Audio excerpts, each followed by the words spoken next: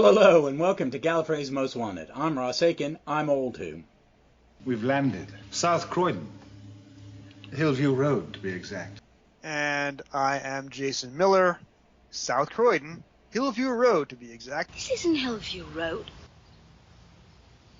I bet it isn't even South Croydon. Oh.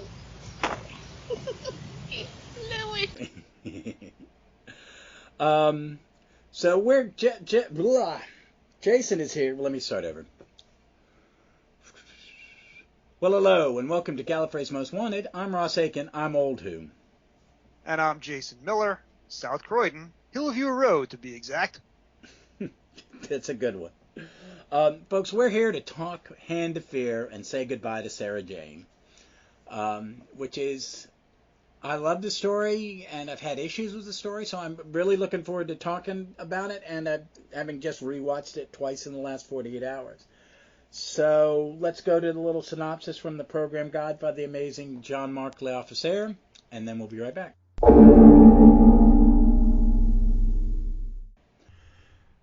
The Hand of Fear, Serial 4N. Writer, Bob Baker and Dave Martin. Director, Lenny Main. Script editor, Robert Holmes. Producer, Philip Hinchcliffe. Originally aired October 2nd, 1976 to October 23rd, 1976. Back on 20th Century Earth, Sarah finds a fossilized hand. It is in fact the hand of Eldrad, a Castrian criminal executed by his own race. Eldrad's hand forces Sarah to go inside a nuclear research station where it regenerates itself by absorbing the energy released in an explosion. To save Earth from Eldrad's powers, the Doctor is forced to take him back to Castria. But in the 150 million year interval since Eldrad's execution, Castria civilization has ended. Eldrad attempts to regenerate his race but fails because of the measures taken centuries ago by King Rokan as a precaution against Eldrad's possible return. The Doctor and Sarah leave Castria, abandoning Eldrad to his solitary fate. The Doctor receives a telepathic summons from Gallifrey, and much to her dismay, has to say goodbye to Sarah Jane. Again, another wonderful synopsis from the Doctor Who Program Guide, the complete guide to every Doctor Who story by Jean-Marc L'Officier. All right, I'm going to let you start, Jason. What is your take on this story?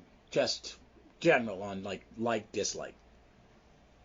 Every time I see this story, I like it more than I did the time before. So the very first time that I saw it, spring of 1985, 11 years old on PBS, I didn't really appreciate it so much because it is very stylized. Lenny Main is a phenomenal director. There's pretty much a different cast of characters in each of the four parts. And to make matters worse, I missed part 4 because I was out of town for a week-long overnight school trip to the Ashokan Reservoir in upstate New York. Our elementary school class, the last class in the school, the 6th graders got to do a week-long course in the woods, staying in cabins, going on nature hikes. Okay, that sounds like fun. It was fun up to a point, but I was a very clumsy kid. Climbing a mountain was not yet something that I enjoyed, so I was miserable. It was the last one up and the last one down.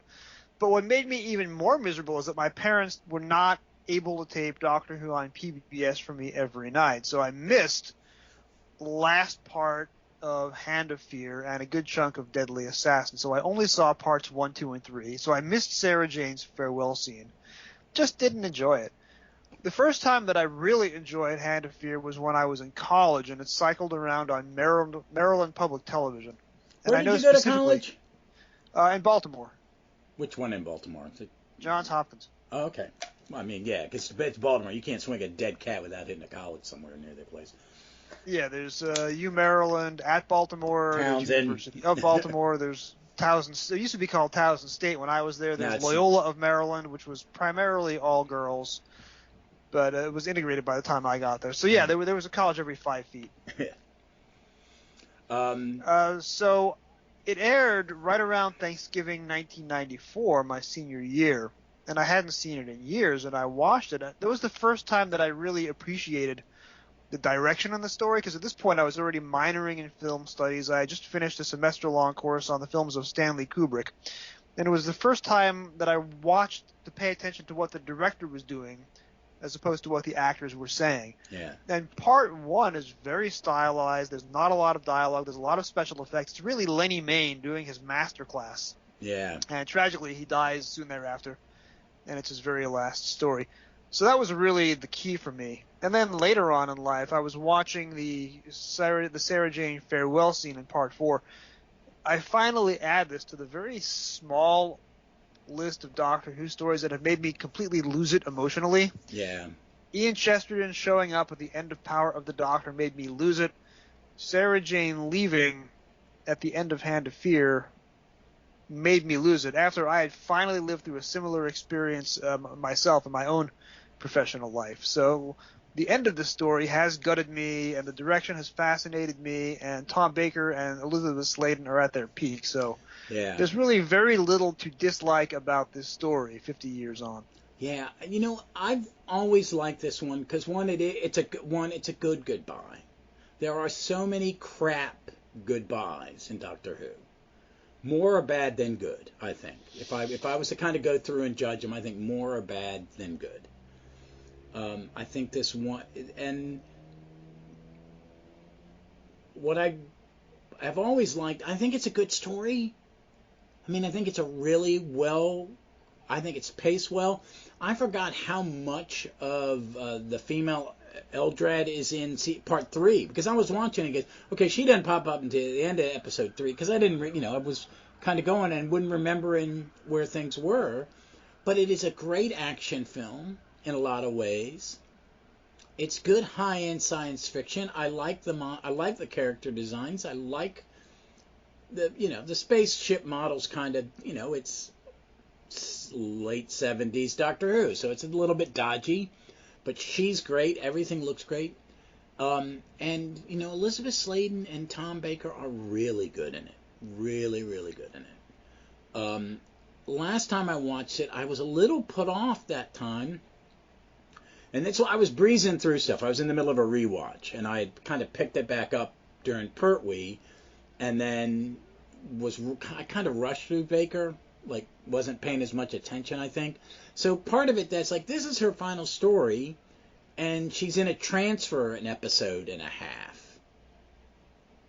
And I was that kind of put me off. But when I watched it this time, I was amazed. Like, that's not bothering me this time. It must have been the mood I was in or something, because it's really tightly directed.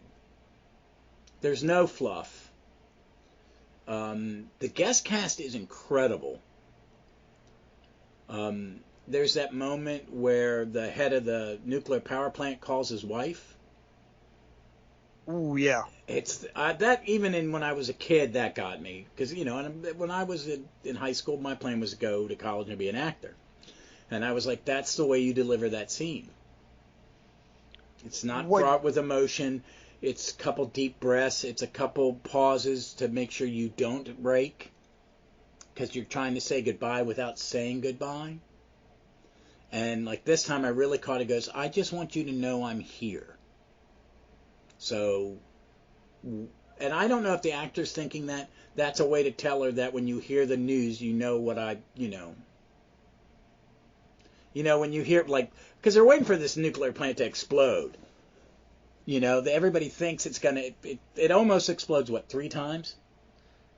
Yes. And there's the RAF bombing. Yeah. There's the bit where the reactor almost overloads in part 2. Yeah, it happens a lot. Yeah. But he's really good. The is it Dr. Watkins? The one he gets.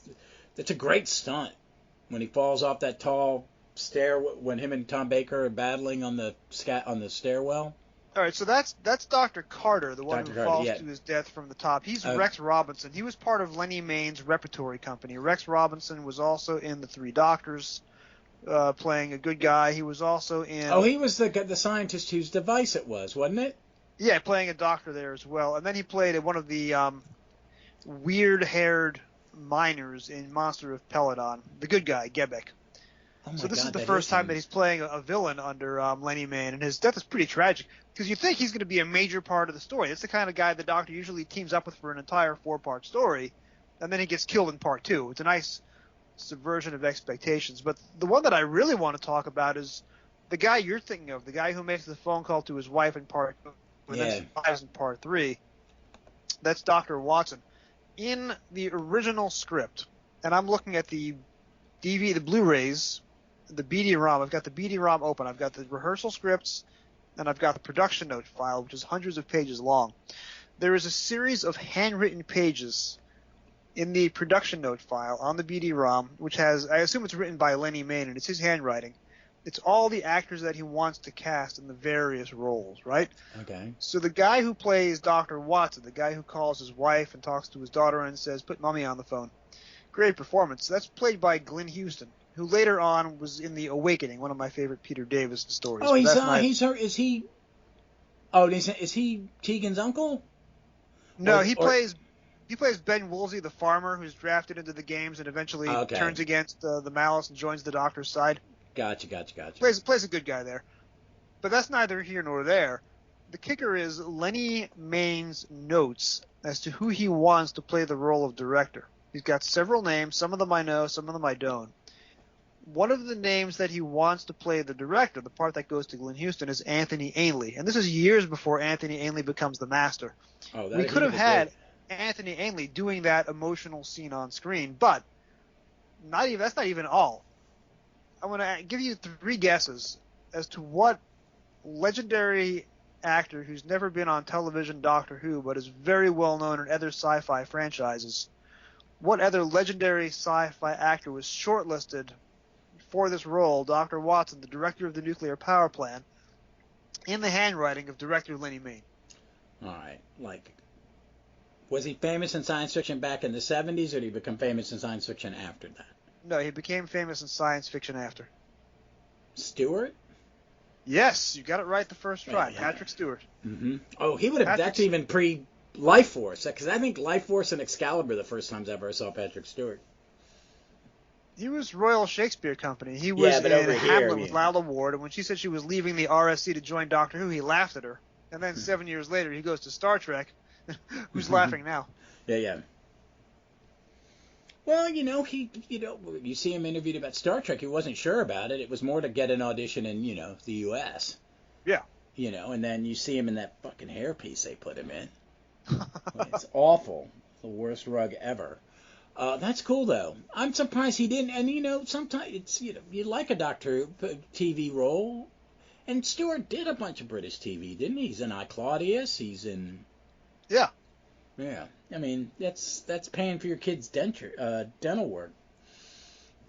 So...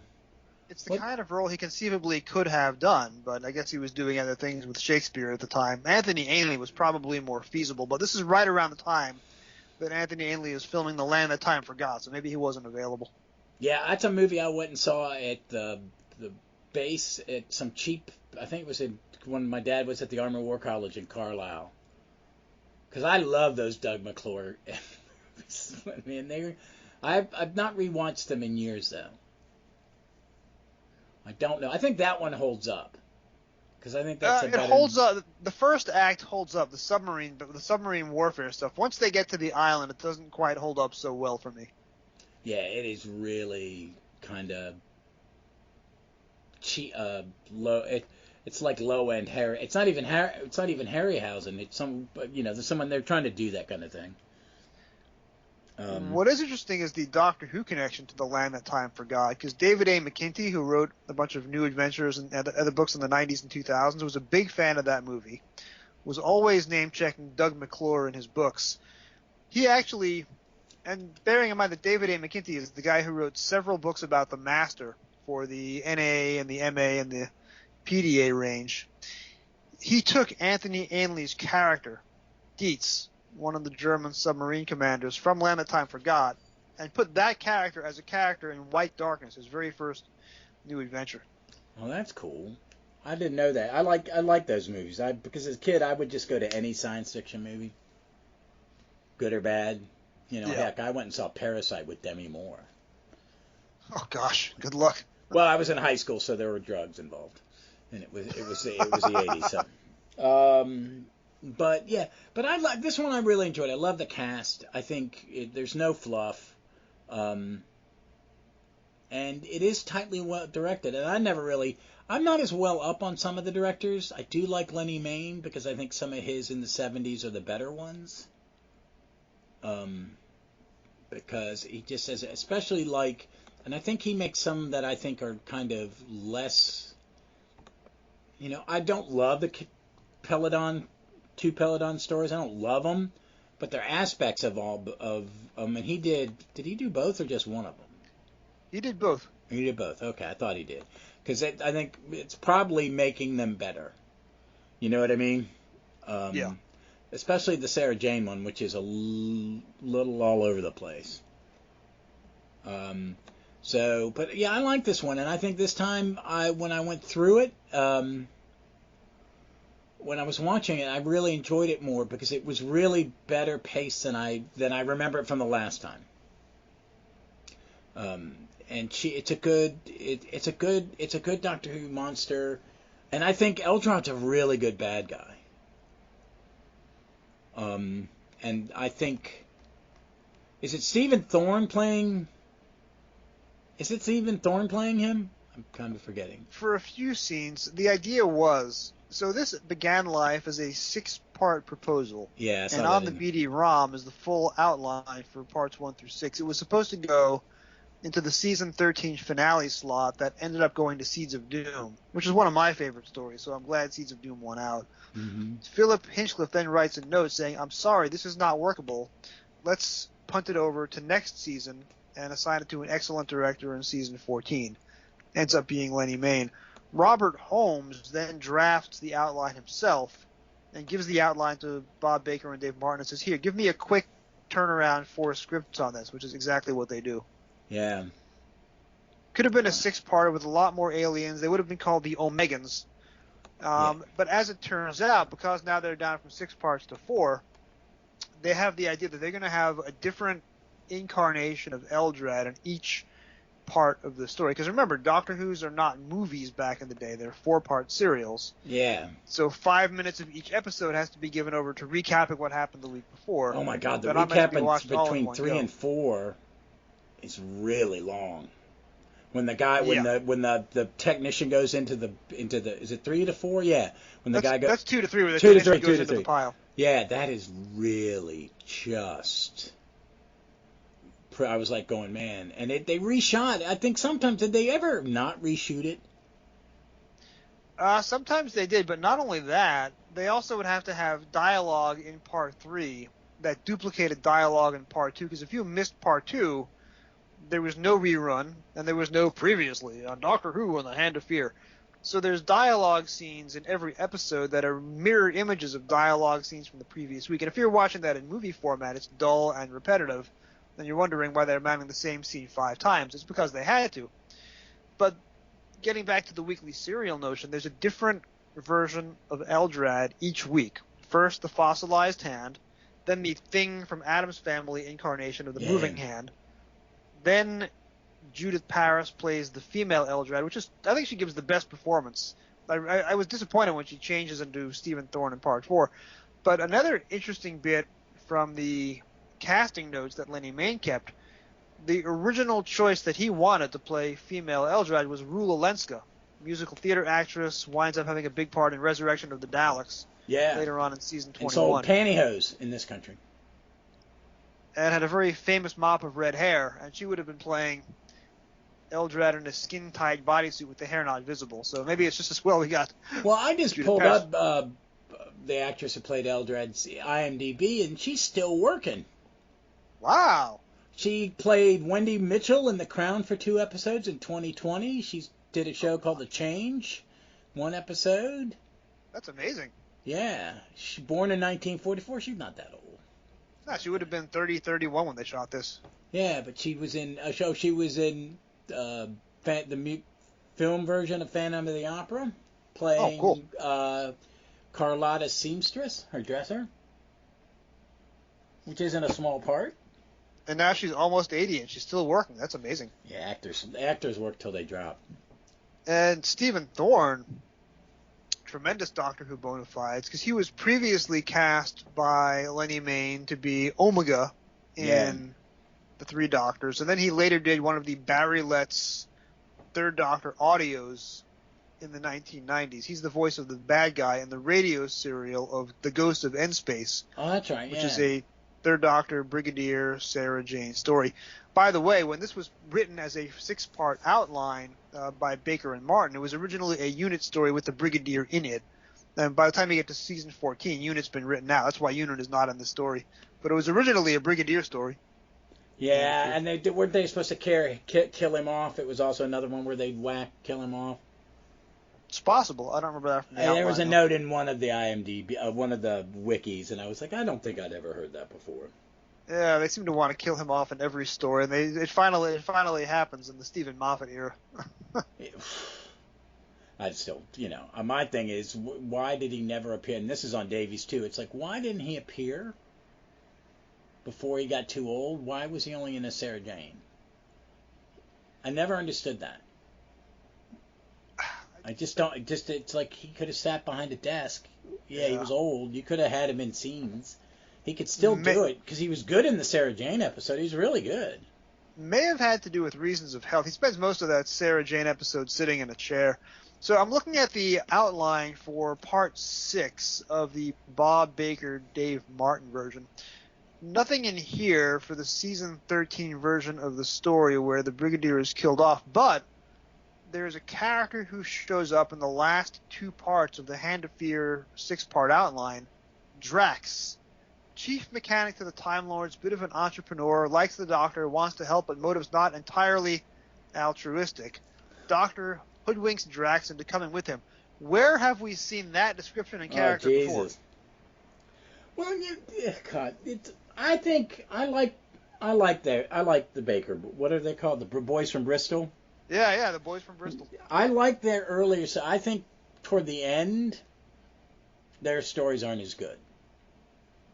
But I love this one, and I'd never paid attention that they wrote this. I think this is probably my favorite story that they wrote.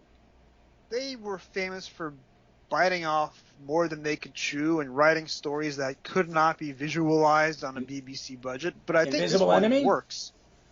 Invisible Enemy, Armageddon Factor was supposed to take place on 3 different planets with 3 different casts across a 6-part story. So Drax is taken, they remembered him from the Hand of Fear outline, and 2 script editors later, they finally got him on screen for Armageddon Factor. So it's funny how these ideas recycle themselves. Well, you save them. Most writers do, or copy themselves, But I think there's something about this, because there's a lot of filming in this one. It was a little more film heavy, because even inside the power plant where they're in... Are they in a power plant or a factory where it's just doubling? But that's all done where the one Doctor dies in the fight. That's all on film. The quarry. I like it. They're actually in a quarry, and it be a quarry. I think it was the first time that a quarry was used as a quarry rather than an alien planet. Yeah. But just to answer your question, according to the BD-ROM drive, yes, this was actually shot at the Oldbury Nuclear Power Plant, and there's a series of letters back and forth between Philip Hinchcliffe and the department head to the director of the power plant, who's going to be there, what they're going to film, what they're not going to film. So the actual control room and the pile and the sensitive stuff is all done in studio, but all the exterior shots of the gantries and the ladders, that was all done on site, according to the BD-ROM drive. Yeah, I think I've seen one of that special feature where the stuntman, they shoot him way up and the stuntman's falling, and he's not really falling that far, but, into a bunch of boxes. Yeah. So, but it just looks really nice. It's a memorable stunt. It is a memorable stunt because it looked real. I mean, because there's some stunts in Doctor Who where you're going, dude only fell 4 inches, and I can tell. Yeah.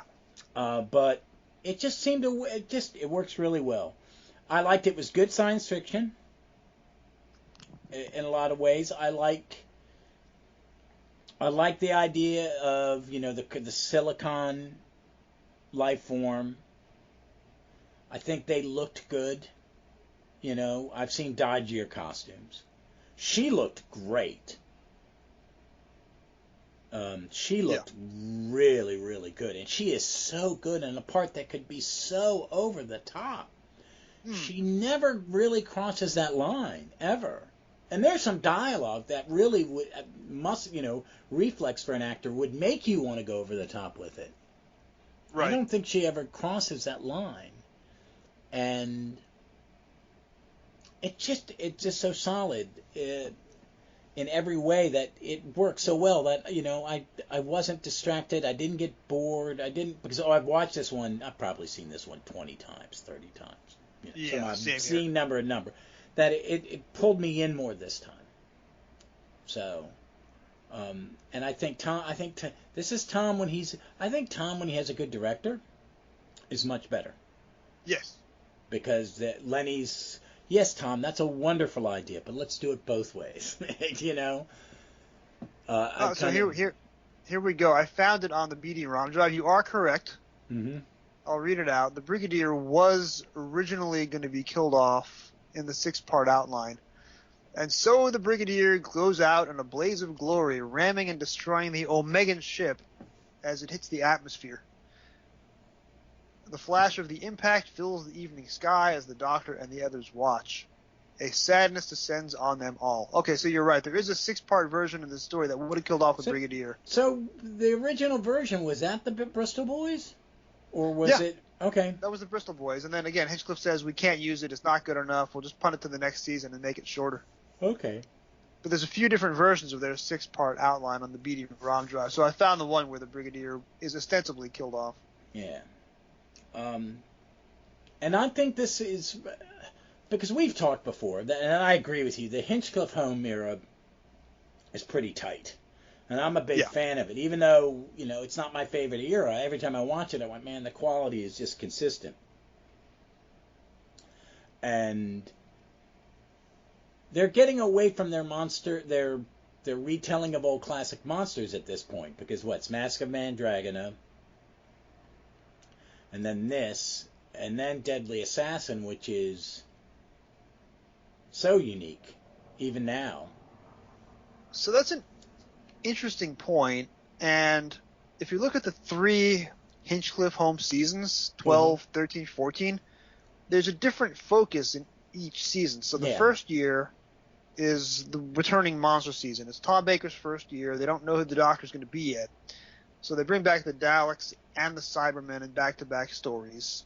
And the Brigadier appears in Terror of the Zygons, which was shot as part of season 12. That was his last time actually in the role until he comes back years later. Season 13 is the gothic horror season. With castles and humans being turned into vegetable soup and pyramids of Mars. Season 14 is really a hard sci-fi because you have Chris Boucher doing the killer robots.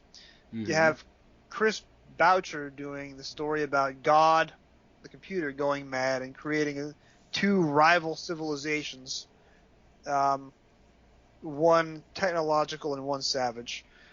You have Talons of Weng Chiang about a crazy time traveler from the future who comes back to the 19th century and becomes Jack the Ripper.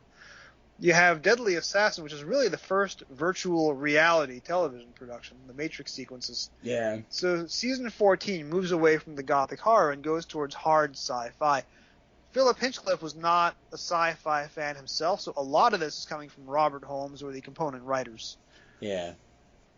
This is a pretty good season. I mean, I liked Mask of Mandragora. I always have. I mean, it's not the greatest Doctor Who, but it's not as bad as some people think.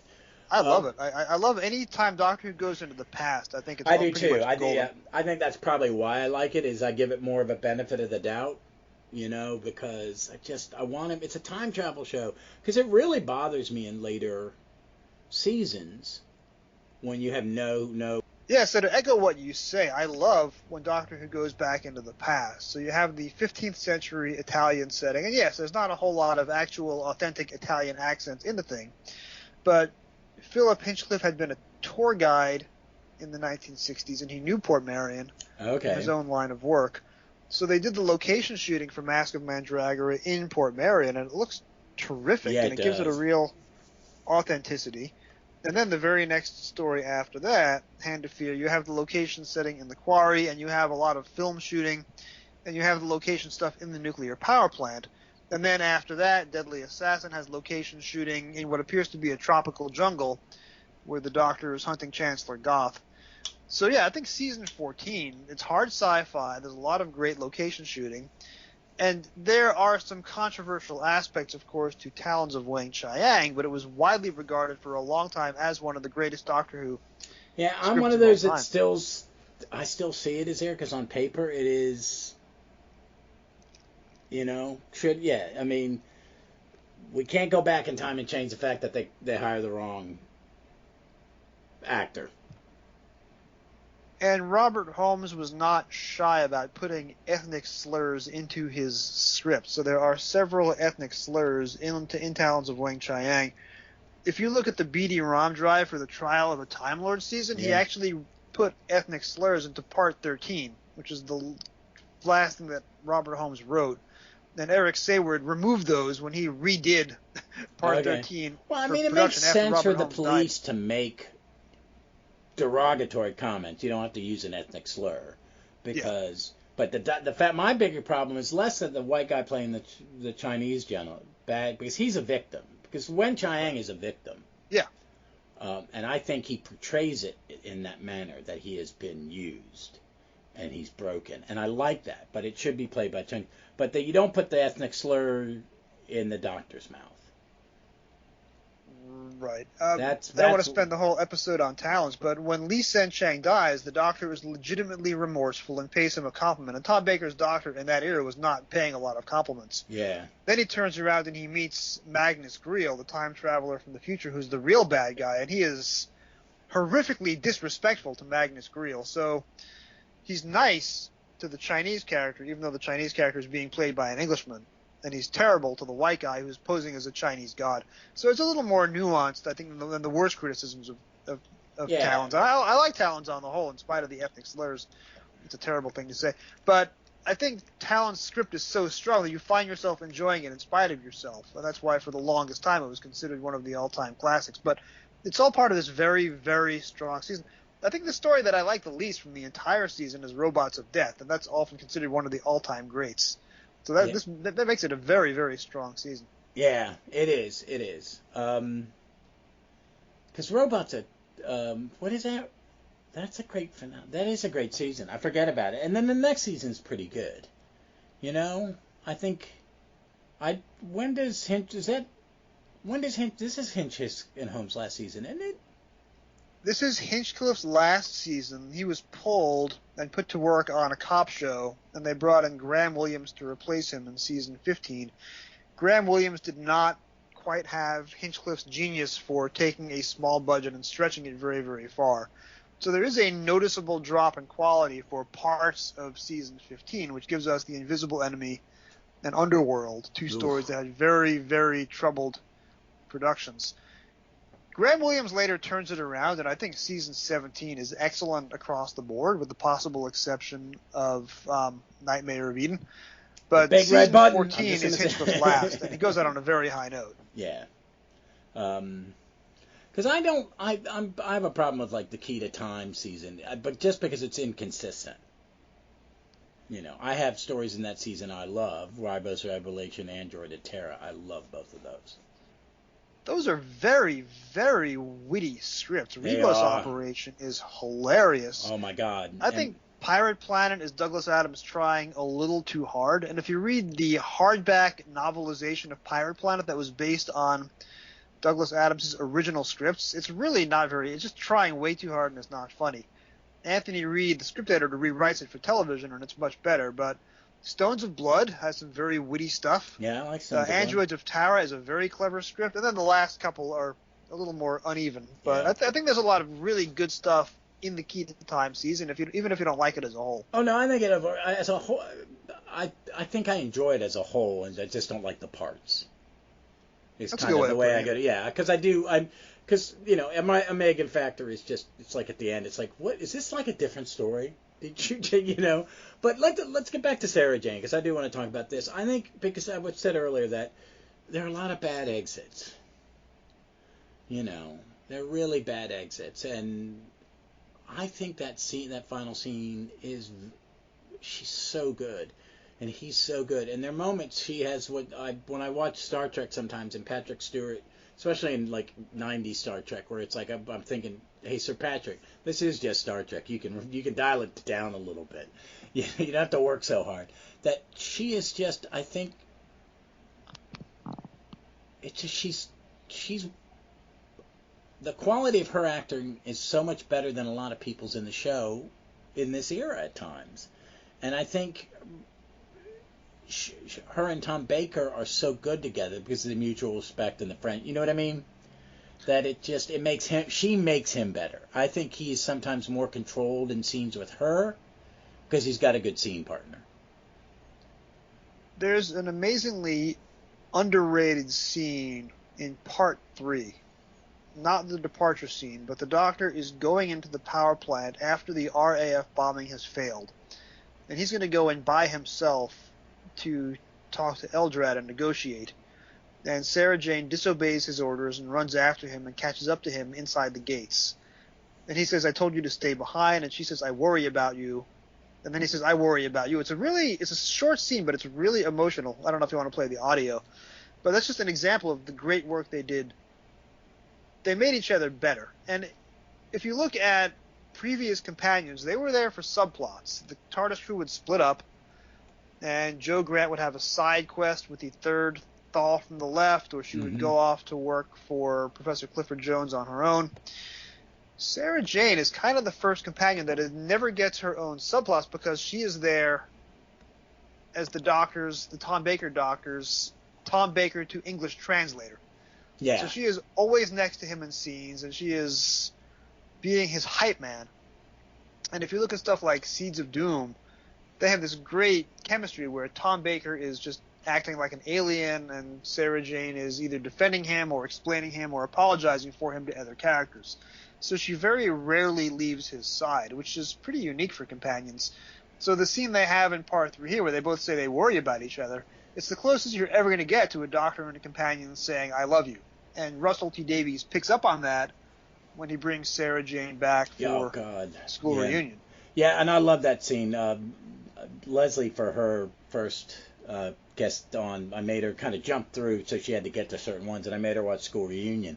And I had that scene where Tennant is first meeting Sarah Jane, and that is a very genuine, like, I'm meeting Sarah Jane. You know, Tennant's just like, I'm the Doctor working with Sarah Jane. I'm excited. This is great. But the one where she sees him, and that scene in the basement, yeah, she turns and goes, it's you. You've changed. And it's very sweet. But she's sad, but then she makes a joke.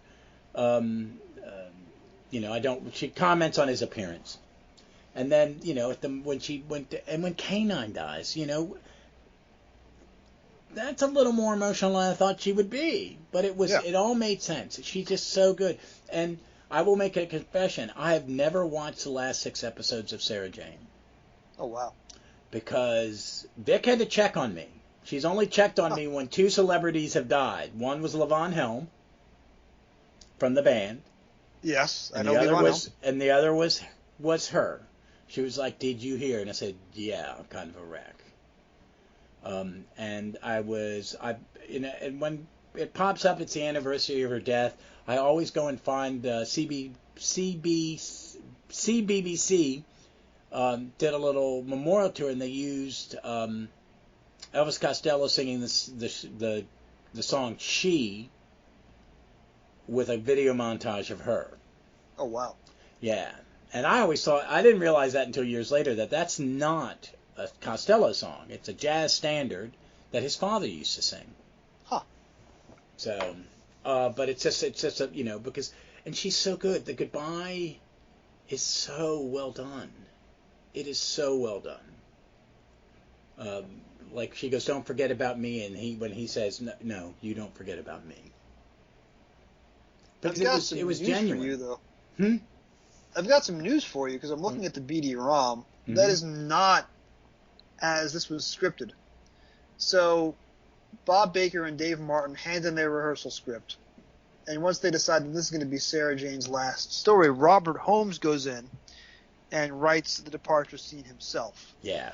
So the rehearsal script goes, and it suddenly adds Doctor Who and rewrites episode 4, and they renumber the pages. So page 54A, and this is written on May 18, 1976. Sarah. So this is the Doctor. Afraid so. Sarah. Funny. I knew it would end one day, but... The Doctor. I understand. Sarah. Won't you ever come back? The Doctor. You know me, Sarah. Always popping up. We've landed. Yes. The Doctor rummages in his capacious pockets and finds a bulky package, holds it out triumphantly. Before you go, Sarah, a little present for you. Oh, what is it? Open it and see. He watches happily as Sarah unwraps the paper. She jumps. Ugh! The paper contains a large, white, furry object. It's a lucky squirk's foot, says the Doctor. But what's it for? Luck. Or you can use it as a paperweight.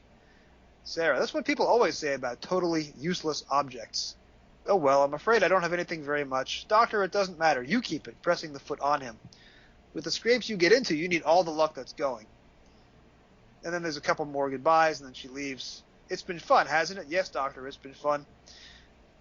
Tom Baker and Elizabeth Sladen read this. This is not a good departure. It's terrible. We're going to rewrite it ourselves. So the version you get on screen was written by Tom Baker and Elizabeth Sladen. Much better. Oh, including the part about this isn't Croydon? Uh-huh, that was totally them. That's amazing. Because it's so good, and it's so real. It's two friends saying goodbye. But this is how Robert Holmes writes it. Exterior London street, day. Sarah is standing looking at an empty street corner. Cheerio, Doctor. She turns and walks away. We pan with her until she is swallowed into the traffic. End. All that stuff about being in the wrong place and the dog and Sarah Jane whistling, that's all them. Wow. It is a much better ending, and it's and then we say like Leela's ending's kind of what, you fell in love with this guy in episodes 5 and 6. That was Graham Williams' fault. I think he was in denial that she was leaving and was hoping she would change her mind, so they made no accommodation for her departure until the day of. Oh God. But like Mel's going off with Glitz. Kind of think of a good Romanos isn't bad. I don't mind Romanos. Mel was another one where they were in denial about her leaving. They wanted her to come back for half of season 25, and she said, no, I have other obligations. So that was, again, a last-minute thing that they weren't prepared for. Yeah. Well, she, I'm surprised she lasted as long with her, because the demand for her is, she's, what, in her 60s?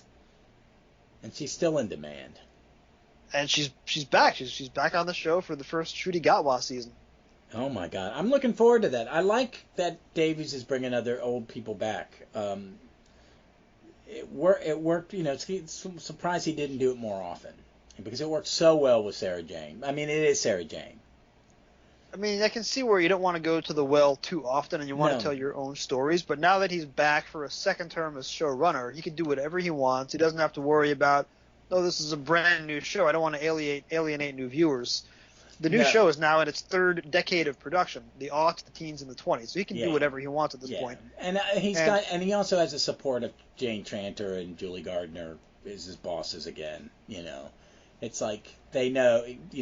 If he ever crosses any line, they'll be the first to tell him because they're smart. They're two smart producers, and I think that's a good thing. It's not only him being back, but that triumvirate of producers: Jane Tranter, Julie Gardner, and Phil Collinson. I think that's the smartest thing they did was to bring the whole team back. Yes, and Bonnie Langford is now, bona fide star, 50 years on stage and screen. I saw a picture of her with Judi Dench, and I cannot remember the guy's name. It's Richard something or other. He's a personality and a historian, and he's on QI. I love QI originally with Stephen Fry and then with Sandy Kolzig. But he comes on and they all pick on him because he's really tight with Sandy Kolzig, whose one of her best friends is Bonnie Langford. They do a 2-woman touring show. Oh, wow. Yeah. there, and she was actually on a couple. Bonnie was on QI last year, the year before. Huh. So, but he's very funny because he's a know-it-all, and he name drops, and he does it as a gag. It's kind of his kitsch get thing. But yeah, she still does. You need a. I don't know if she still does Chicago, but they used to, when they needed a substitute on Broadway while they brought someone else new in, or in Chicago, they would bring her in. Hey, Bonnie, we need you to play Roxy. Okay. She was at Gallifrey 1 earlier this year, so I saw her on the big stage from the back of the auditorium. She was doing all sorts of exercises on stage. She is still very flexible. And her daughter is now a West End actress in London as well, so it's gone on to the next generation. Well, that's but cool. she has not lost anything. She still has all the physical abilities that a lot of people lose when they turn 60. Oh yeah, she was on the East End for about a year or two recently. Took a short stint as a character. Think so. Yeah, so. But, I just think Sarah Jane gets it. I think it's appropriate that Sarah Jane hers is so good, and I'm glad that they allowed them to do it, because some producers are script editors who said, no, you can't change the script. But I don't think you could have told Elizabeth Sladen and Tom Baker no. It's not like in the 1960s when Ennis Lloyd fires Jackie Lane and Dodo gets no departure scene, where Ben and Polly then get fired the following year and also get written out effectively in the middle of the Faceless Ones, and they get to do a film departure that was shot out of sequence, which isn't very good. Before that, you have John Wiles firing Maureen O'Brien when on vacation. Her departure scene is off screen. So the late 60s pretty much sets the gold standard for horrible companion departures. It is terrible. And I mean, I have problems with some of the modern ones too. I mean, I just don't think they, I don't think they handle them as well. It's like you can have, it's not wrong to have a little sentimentality, and just don't take it too far. And I think the Goodbye in this is just the perfect level of sentimentality. Yes. And then to end it on a joke. So I just enjoyed it. All right. So do you have anything else to add? Overall, I think this is a fun one. I'm looking forward to. I love The Deadly Assassin. We're into a batch of Doctor Who's that I really love. I used to hate The Face of Evil, but the last couple times I've watched it, I've really enjoyed it. And then you got Robots of Death. I like Robots of Death a little more. I think Robots of Death is probably my favorite of this season. I can see what Robots of Death is trying to do, and it's funny because I'm reading the novelization of Kerblam now for a Trap 1 episode that we're recording tomorrow. Probably is out by the time this comes to air. I don't like the way Robots of Death tells its story, but I love the story that it tells. So I think there's room for improvement, and I've softened on it over the years, but I think it's one of the weaker ones in season 14. One of the ones that I'm least likely to watch for comfort. I love British mystery shows. I don't really care for American cop shows, because ours are cop shows, and theirs are mysteries. And that's what I like. But I think it's designed, the design aesthetic is, as someone who's done sets, that's what you do. You take that line, you cross it, and you cross it again.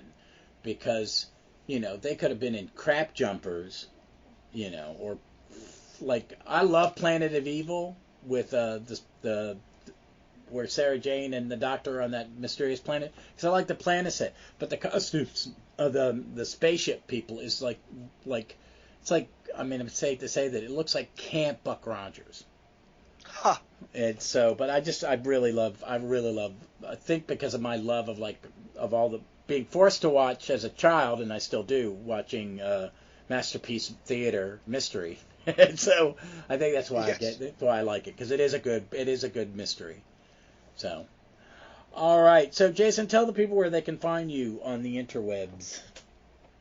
I am on the Doctor Who Literature podcast. I am in between episodes 84, Snake Dance, and 85, Enlightenment, as we say this.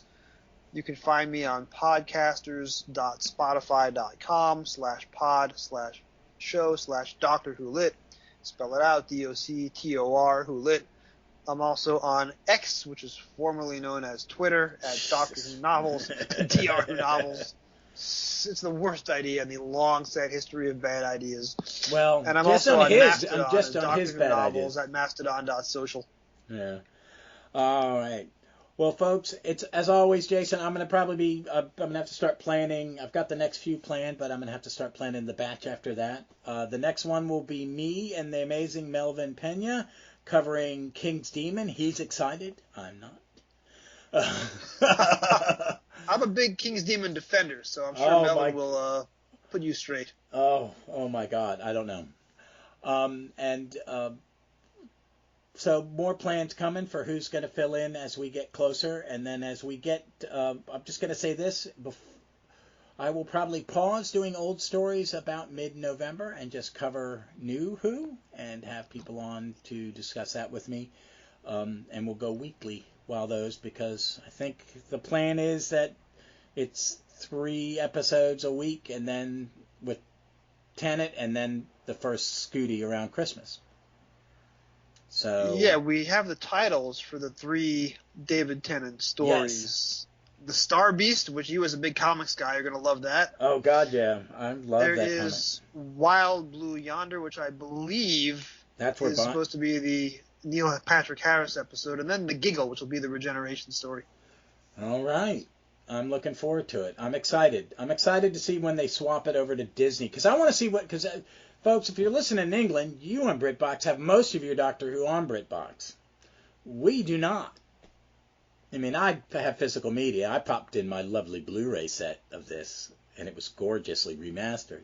Oh, yeah. But it'll be nice to have, like, for my wife who's kind of catching up on Doctor Who so she can appear once in a while, she can have it on Disney. And I have a feeling that we're going to get everything. I think that would have probably been part of the deal. Because Disney, let's have everything. I think we'll have Torchwood, we'll have Sarah Jane, and we'll have all original Who and the animated ones. And maybe if Davies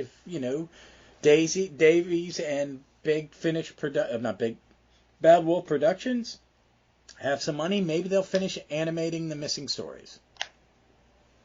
See, right now we have all of new Who. We have the 13 seasons of the new series, plus Sarah Jane, plus Torchwood on HBO Max.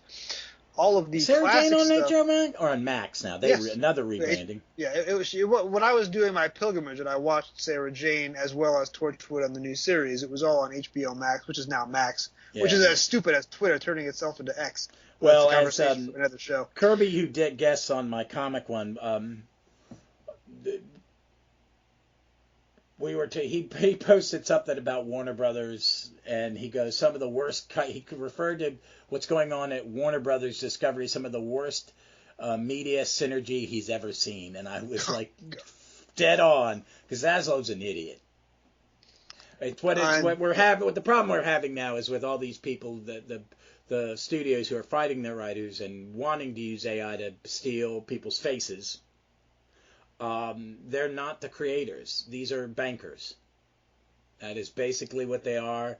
They have they have no artistic talent or integrity. It is their bankers, and that's what they're worrying about. And it's gonna be, you know what I've been saying for years with streaming, that I keep certain things physically because I don't trust these people. I have largely stopped buying DVDs, but I buy any new Doctor Who DVD or Blu-ray as soon as it comes out because I want to have it forever. Plus, they do a great job with the bonus materials, the documentaries, and the BD-ROM with the scripts and the production files are invaluable. Yeah, you know what, and that's my thing, is, and like Jeff said a long time ago, is that what Chris Chapman and all the people that are doing the Blu-ray sets, and I think BBC Video and what was it called, Envision or whatever, the company that did the DVDs, did a great job. But these Blu-ray sets are documentation of the history of the show. They are invaluable. They are stunning. I mean, I hate that I have to wait. I just got the latest Pertwee one. I haven't started watching it, except to do the last episode I recorded. I used it when me and Mark talked about the mutants. But I'm looking, season 20's coming up. That's going to be a huge set because there's a ton in that, and they're doing some more. They do so much, and I'm looking forward to it. And I'm hoping that the one after 20 is another black and white era. Season 1 is, with the exception of Marco Polo, complete. Yeah. You have either every episode survives or has been reconstructed, like the 2 parts from Reign of Terror. All you would have to do is account for Marco Polo. Season 6, we have most of Season 6 now, with the exception of the Space Pirates. That would be a good candidate. I would like 6. Do 6. Because you got to do a Troughton. You got to do have it. the Invasion and the War Games on the same DVD. I'm there. Oh, my God, yeah. And imagine, it's just, that's a great season. That is a season that I used to not really like, but I do really like it. I liked War Games once I could see it in episodic form. I had a problem because the omnibus version, folks, was terribly edited. It was, and I don't know when you saw it. Did you see it in college on Maryland Broadcasting where it was cut in half? My PBS station in the late 80s aired all 10 episodes individually in the same night. So that's how I saw it. But yeah, when I was in Baltimore, Maryland Public Television would do part 1 through 5 as a single movie, and then parts 6 through 10 as a second movie. And there were a couple. That's the one that I remember where the recap and the end of one episode and the beginning of the next were back to back in the edit. They didn't cut one out, and it was like, and it's like 5 minutes long each one. So it was really ridiculous. All right, folks. Hey, as always, thanks for listening to us babble on about Doctor Who.